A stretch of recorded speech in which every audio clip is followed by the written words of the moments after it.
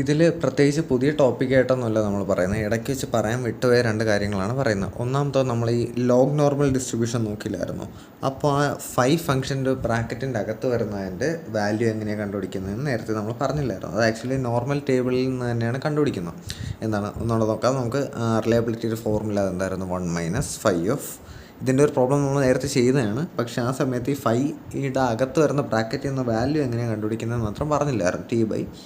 T median എന്നാണ് വരുന്നത്. റിപ്പയറിന് തൊട്ടുമുമ്പുള്ള അവസാനത്തെ പ്രോബ്ലം ആയിരുന്നു. അപ്പോൾ ഇത് ആക്ച്വലി നോർമൽ ടേബിളിൽ നിന്ന് തന്നെയാണ് എടുക്കുന്നത്. നമ്മളിപ്പോൾ നോർമൽ ടേബിൾ 3 കേസ് പറഞ്ഞു. അതിൽ എൻ്റെ കയ്യിരിക്കുന്ന ടേബിൾ ഏതാണെന്ന് ഞാൻ പറഞ്ഞു. എൻ്റെ കയ്യിരിക്കുന്ന ടേബിൾ ഇതാണെന്ന് ഞാൻ പറഞ്ഞു. ഈ 5-അകത്ത് വരുന്ന ഫംഗ്ഷൻ എന്ന് പറഞ്ഞാൽ അതിനർത്ഥം ഈ 5-ക്കകത്ത് വരുന്ന ലൈൻ സപ്പോസ് ഇതാണെങ്കിൽ ഈ 5യുടെ വാല്യൂ, ഈ മൊത്തം സാധനത്തിൻ്റെ വാല്യൂ ഇതായിരിക്കും. ഇങ്ങനെയാണ് ഈ 5 ഫംഗ്ഷൻ കണ്ടുപിടിക്കുന്നത്.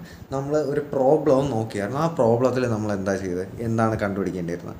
5 - 0.255 ആണ് കണ്ടുപിടിക്കേണ്ടിയിരുന്നത്. ഇതെങ്ങനെയാണ് നമുക്ക് പിന്നെ നോക്കാം. തൽക്കാലം കുറച്ചും കൂടെ ഈസി ആയിട്ടുള്ളൊരു കേസ് നോക്കാം. സപ്പോസ് നമുക്ക് കണ്ടുപിടിക്കേണ്ടിയിരുന്ന 1.7 ആണെന്ന് വിചാരിക്കുക. 1.7 ആണെന്ന് വിചാരിക്കുക. അപ്പോൾ ഞാൻ എൻ്റെ ടേബിൾ എടുക്കുന്നു. എൻ്റെ ടേബിൾ എടുത്തിട്ട് നോക്കുന്നു. 1.7 കറസ്പോണ്ടിങ് ആയിട്ട് വരുന്ന 1 ഇവിടെ ഉണ്ട്. 1.7 ആയിരുന്നു. 1.7 ആയിരുന്നു. അപ്പോൾ 1.7 ഇതാ കിടക്കുന്നു. 0.0446 ആണ് എനിക്ക് കറസ്പോണ്ടിങ് ആയിട്ട് വരുന്ന വാല്യൂ. 0.0446 ആണ് എനിക്ക് കറസ്പോണ്ടിങ് ആയിട്ട് വരുന്ന വാല്യൂ. പക്ഷേ എൻ്റെ ചാർട്ട് ഏതാണ്? ഇതാണ് എൻ്റെ കയ്യിരിക്കുന്ന ചാർട്ട്. ഇതിന് കറസ്പോണ്ടിങ് ആയിട്ടുള്ള വാല്യൂ ആണ് 0.0446. ഇത് കണ്ടുപിടിക്കേണ്ട ചോദിക്കുന്നത്? ഇതിൻ്റെ ലെഫ്റ്റിലോട്ടുള്ളത്, അതായത് ബാക്കിയുള്ളതാണ് ചോദിക്കുന്നത് അല്ലേ? വരയിട്ടത് ശരിയായില്ല, അതുകൊണ്ടാണ് കൺഫ്യൂഷൻ ആയത്. ഈ വരയുടെ ലെഫ്റ്റിലോട്ടുള്ള റീജിയനാണ് നമ്മൾ കണ്ടുപിടിക്കേണ്ടത്. പക്ഷേ ചാർട്ടിൽ നിന്ന് കിട്ടിയ റൈറ്റിലോട്ടുള്ള റീജിയൻ. അതുകൊണ്ട് ലെഫ്റ്റിലോട്ടുള്ള കണ്ടുപിടിക്കാൻ എന്ത് ചെയ്യും? 1 - ഇത് ചെയ്യും. ഇതാണ് നമ്മുടെ 5 1.7. ഈ സാധനം നമ്മൾ ചെയ്യുമ്പോൾ ഒരു ആൻസർ കിട്ടും. അതാണ് നമ്മുടെ 5 1.7. അങ്ങനെയാണ് നമ്മൾ ഈ ലോഗ് നോർമൽ ഡിസ്ട്രിബ്യൂഷൻ്റെ 5-ക്കകത്ത് വരുന്നത് കണ്ടുപിടിക്കുന്നത്. ഇനി ഇവിടെ ഒരു മൈനസ് വരുന്നു. മൈനസ് വന്നത് കാരണമാണ് ഇത് കുറച്ച് കോംപ്ലിക്കേറ്റഡ് ആയത്. അപ്പോൾ ഇത് നമ്മൾ എങ്ങനെ ചെയ്യുമെന്ന് വെച്ചാൽ ശ്രദ്ധിക്കുക.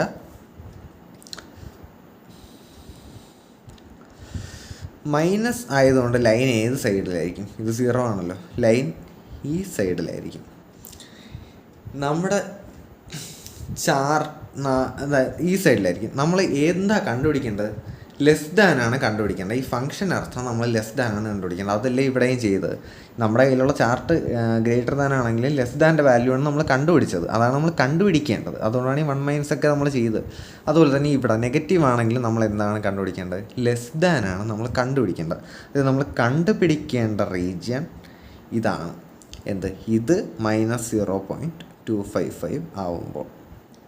പക്ഷേ ഒരു പ്രശ്നം എന്ന് വെച്ചാൽ നമ്മൾ ചാർട്ട് എടുത്ത് നോക്കിയാൽ നമുക്ക് ഈ മൈനസ് വാല്യൂസ് ഒന്നുമില്ല.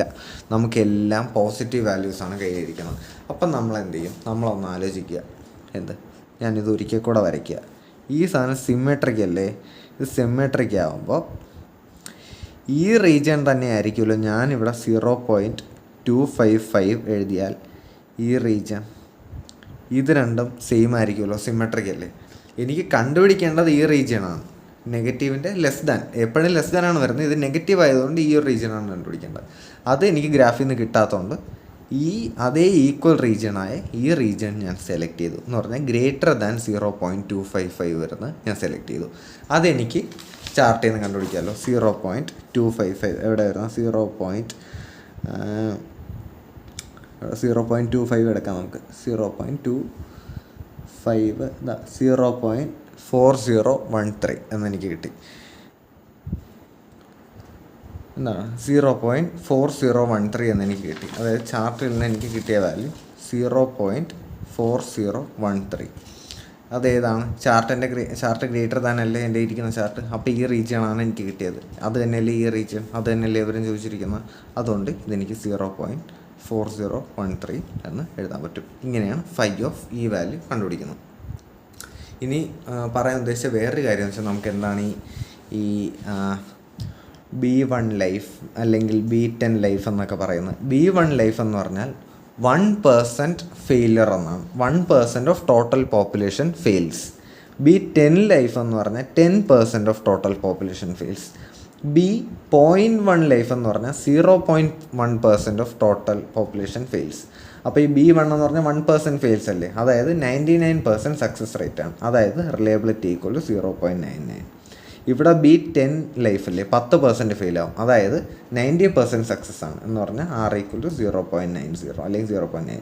ഇവിടെ B.1 ആണ് എന്ന് പറഞ്ഞാൽ സക്സസ് റേറ്റ് 99.9%, അതായത് റിലയബിലിറ്റി ഈക്വൽ ടു 0.999 എന്ന് പറയാൻ പറ്റും.